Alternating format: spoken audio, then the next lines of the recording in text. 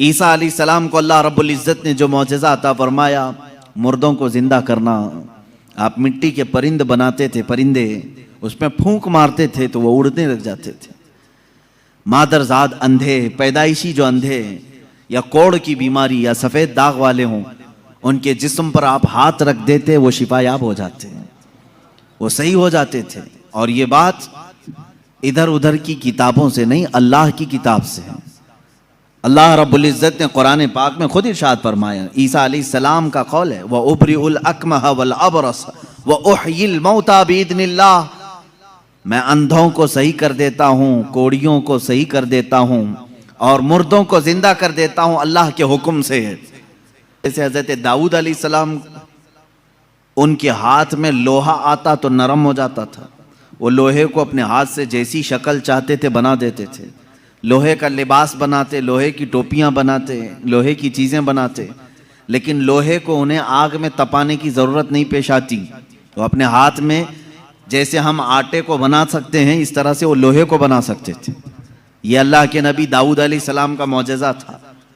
حضرت سلیمان علیہ السلام کا معجزہ یہ کہ آپ کو سارے پرندوں کی بولیاں سکھائی گئی تھی، جنات کی اور سارے تقریباً مخلوقات کی بولیاں آپ کو سکھا دی گئی تھی۔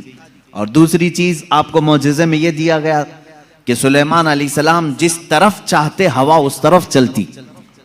فَسَخَّرْنَا لَهُ الرِّيحَ، اللہ فرما رہا ہے ہم نے ہوا کو ان کے لیے تابع بنا دیا تھا، ان کے مسخر کر دیا تھا۔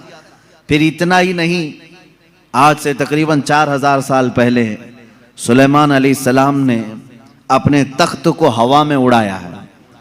یہ ایروپلین کا زمانہ نہیں تھا، وہ ٹیکنالوجی کا دور نہیں تھا، لیکن سلیمان علیہ السلام کے حکم سے تخت ہوا میں اڑتا اور جس طرف آپ چاہتے اسی طرف آپ کو وہ سفر بھی کراتا۔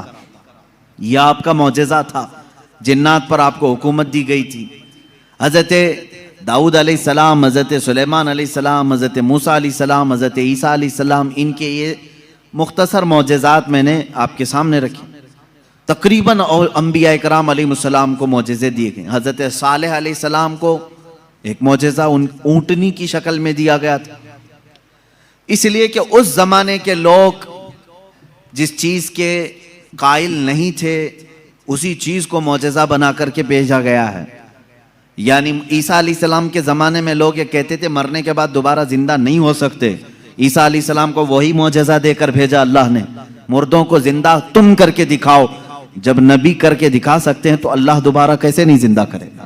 صالح علیہ السلام کے زمانے میں لوگ اس بات کے انکاری تھے کہ بغیر باپ کے کوئی بیٹا ہو نہیں سکتا، بغیر باپ کے کوئی بیٹا پیدا نہیں ہو سکتا، آدم علیہ السلام کیسے آ گئے دنیا میں، ایسا کیسے ہو سکتا ہے۔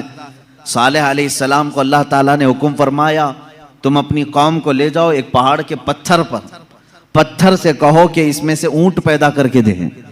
حضرت صالح علیہ السلام نے اس پتھر کے پاس کھڑے ہو کر فرمایا تو پتھر سے ایک اونٹنی کا بچہ نمودار ہوا۔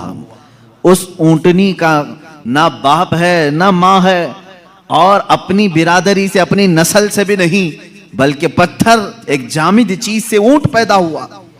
اس اونٹنی کا ذکر بھی قرآن پاک میں ہے۔ یہ معجزے کے طور پر دیا گیا تھا صالح علیہ السلام کو۔